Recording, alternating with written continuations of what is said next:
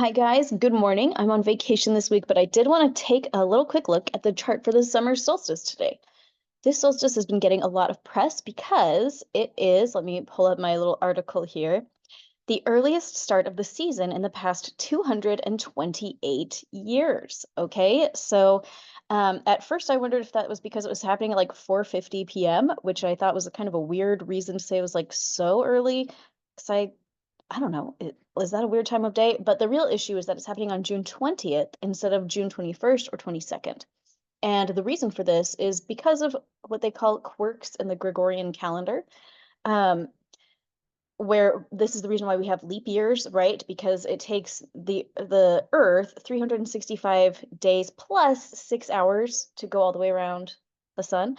And so every 4 times that we go all the way around, we have to add in a leap day.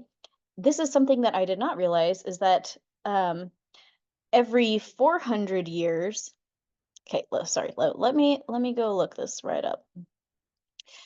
Okay, it says, okay, any year divided by 4 is a leap year, except for years evenly divided by 100. So a century year is not a leap year except when divisible by 400.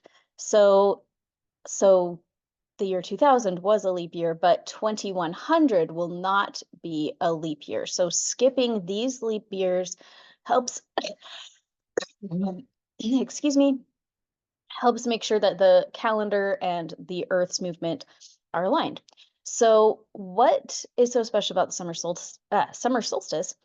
Summer solstice is the mark of astronomical summer in the northern hemisphere of the world and astronomical winter in the southern hemisphere of the world. And it happens when the sun is directly above the Tropic of Cancer. Okay, so we have the Tropic of Cancer and the Tropic of Capricorn, which are named for the constellations. Cancer and Capricorn. And that's why they are called that. And they're important because they of how the sun aligns with those tropics and those constellations. And that's what marks our new season. So people that don't believe in astrology, um, they don't want to hear about Cancer and Capricorn, all of that. Well, like, too bad. You live in a world that is governed by planetary movement. Like, that's just how it is. And so as the sun at exactly 4:50 p.m. today Eastern time, as it aligns with the Tropic of Cancer, we're going to start summer. Hooray. And this is the earliest date on the Gregorian calendar that this has happened since 1796, which is when George Washington was president.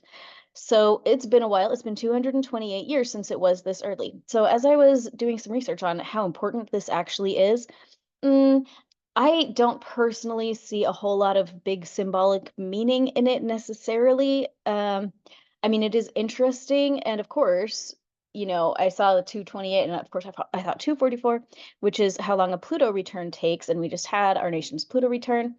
But I don't know. When it comes to Gregorian dates, I'm a little bit more skeptical with them a lot of times because of a lot of reasons, but like I'm not one that will celebrate 6/6 or 8/8, these like Lion Gates portals. I think they're silly and I don't do it personally. But I get that some people love it, but for me, I'm just like, that's silly, but it's okay. If you love it, that's fine. Um, let's take a look at the chart for today. For this, it's for the full moon. That's for tomorrow. Let's go back. Here we go, summer solstice. There we are. So this is the chart for the summer solstice this year. Now, summer solstice has always been celebrated by most communities in humanity, I think, because they obviously could tell, like, oh, this is the day with the most daylight of the whole year. Like, this is the day that the sun is the northernmost that it can get. This is the beginning of true summer and like harvest, and it's that sun that keeps our crops growing. This is how we get food, right? Like it's the movement of the sun, and the summer solstice marks that moment where the sun is the highest in the sky and we have the longest amount of daylight in the year. So there have always been like traditional celebrations and stuff of this time of year. When I was kind of looking around, um, the big stuff that I found is to really connect with yourself, connect with earth and nature. Like drink water, be in water, like take a bath, go swimming, take your deep breaths, do your yoga, do a sun salutation if you want to do that. That's a good little yoga thing. And you can just go on YouTube and say sun salutation and go and do one. And that would be a great way to commemorate the summer solstice. I personally have never really done a whole lot of summer solstice celebrating, not because I have anything against the summer solstice, but just because, I don't know, I just live my life and that is what I do. Um, but this is happening right as Gemini is at 29 degrees and 59 minutes. We are right on the cusp of Gemini, of the sun moving out of Gemini and into Cancer. We're moving out of Gemini season into Cancer season, which is prime time for family reunions, which I'm at one right now. But Cancer season is big for that. It is kind of fun to have the summer solstice in while the sun is in Gemini, and I don't feel like researching that right this second while I'm live with you guys, but maybe that is more significant than I was thinking to have a summer solstice with the sun in Gemini at 29 degrees and 59 minutes. Because if this happened tomorrow, it would certainly be in Cancer, which I think is more normal because the sun is over the Tropic of Cancer, right? Now, Gemini is all about the truth versus the mirror, okay? It's this idea of, when we have Gemini, wherever we have Gemini in our chart, we're invited to really look at authenticity. Am I being authentic to myself? Are other people being authentic with me? It's an invitation to look at the basics and what's going on in our lives and kind of distill things into their most fundamental parts and then parse through them and see what is true and what is not true.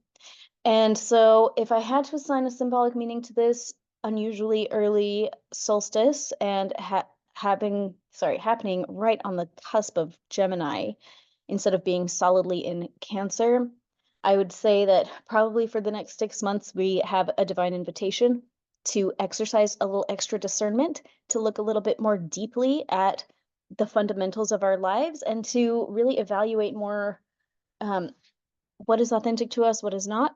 Like, how are we presenting to the world? Are we being authentic with others? And to really look deeply at who's being authentic with us. So we will keep that in mind. And let's take a little look. Let's look at the grid.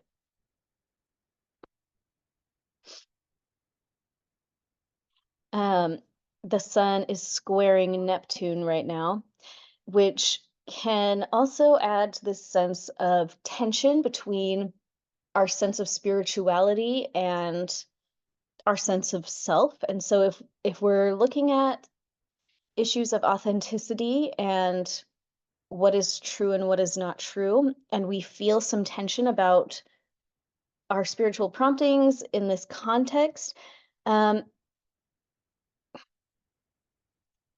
I love those square aspects, and my great advice with those is definitely to try and lean in on both ends and to be very rational and be very spiritual at the same time. Tune into your spirituality, tune into your logical mind, and reason through it, and see what can happen when you do both at the same time. As I was looking at this chart, okay, I did think it was interesting that the Sun and Neptune and the part of Fortune are all at 29 degrees, which is called an eneritic degree. And when you have an eneritic degree, it's a big sign that something is going to change. Like, we're at the very end of a cycle. So what is the cycle that is ending? And I couldn't tell you for sure what exactly that cycle is. And all of us are on our own personal cycles. And here we have Neptune and Pisces. That's going to be our intuition and spirituality. The sun in Gemini is going to be our talking, our communication, our thinking, and again, discerning between what is authentic, what is inauthentic. And then down here at the part of Fortune at 29 degrees of Aries,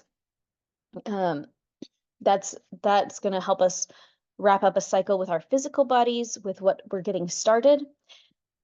And we'll just have to see what shows up for that for all of us, but that's something to keep an eye on today. And again, this is going to be a 6-month energy. This is like the birth chart of this time period between summer solstice and winter solstice. Okay, so we have a 6-month window where this energy is coming into play. We have Neptune, sorry, why did I say that? We have Scorpio rising at 14 degrees. And Scorpio invites us to uncover what is hidden, which kind of goes back to that 29-degree Gemini sun. when I look at this, I'm like, okay, we're gonna have to deal with some hidden truths. Um, see what things come to light. We're gonna have to exercise our powers of spiritual discernment.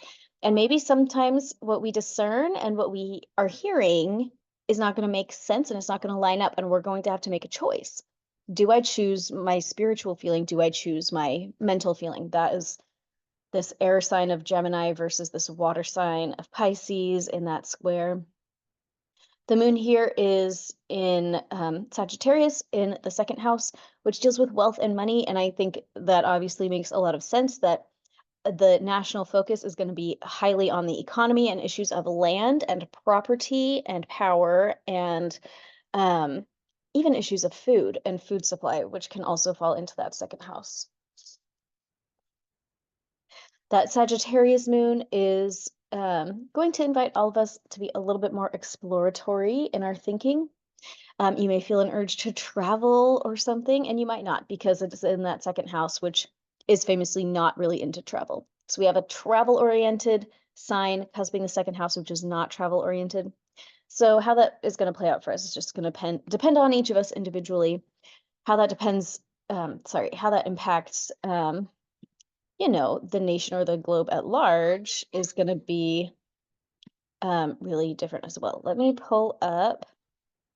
Okay, that's what I thought. Look at this. This is America's birth chart, the signing of the Declaration of Independence. And let me pull up the summer solstice.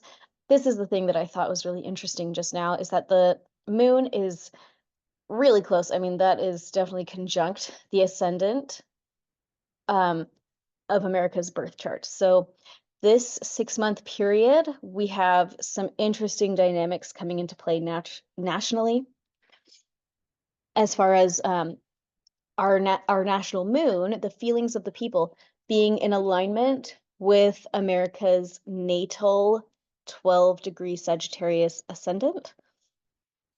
What does that mean? It means that a lot of people are probably going to be looking for a little bit of a restoration of original, I don't know, values or legislation or something like that. I mean, like, I think there's probably a lot of Americans who, obviously not in every single aspect, but in many aspects would be happier with a government more aligned with George Washington's style of government back in 1796, the last time we had such an early solstice, according to the calendar. Here, our natal Saturn is conjunct the transiting south node. And so what does that mean? It means we may see some little karma show up for us in the next 6 months. Saturn is the lord of karma. And in Libra, it's going to be really preoccupied with fairness. And I think we're in a really interesting stage with our national evolution, I guess you could say, where as far as fairness, because I think fairness has been a driving principle for the United States ever since the very beginning. But of course, people's definitions of what was fair have always, they're not always in agreement. And I think we see that just as much today as we did back then. And I think whatever is out of alignment, every single individual is going to have ideas about what is fair for them personally and what is fair for their family and what is fair for a society. And all of us, including me, like everybody is not exactly right. I think that. I think that nobody's got it right, including myself. When we think of it in the context of what God thinks is actually fair. What is true fairness? We all have our ideas, but only our creator actually is qualified to look at all of the situations and say, no, this is fair or this is not fair. So we're looking at our entire world with these very limited lenses because we don't know everybody's backstory. We don't know what really happened. We're operating on a very limited worldview because we're humans, and that's the only kind of worldview that a human gets. We get to be extremely limited, and that's okay, and that's the point. It's great, but it is real that we're limited in our perspective.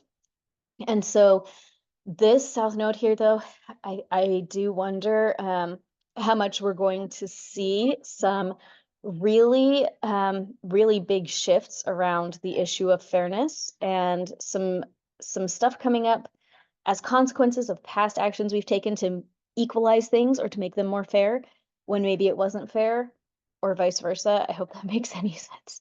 But anyways, big fairness shifts that may be a little karmic in nature. We may be seeing some situations show up to make things fair that were not fair that we do not like, and that may be different person to person, and we'll just have to see. Okay, let's see anything else that is really important. Of course, our our transiting Chiron is so close to our natal Chiron. All of our big soul wounds getting triggered and brought to the surface. Um, and our natal Venus and Jupiter right sandwiching around um, the transiting Venus. And so to me, that's going to say, once again, a big focus on the economy and money. Anyway, I have to go, but I hope that this was helpful and enjoy your summer solstice. Remember to get out in nature, and I hope that you have a good day.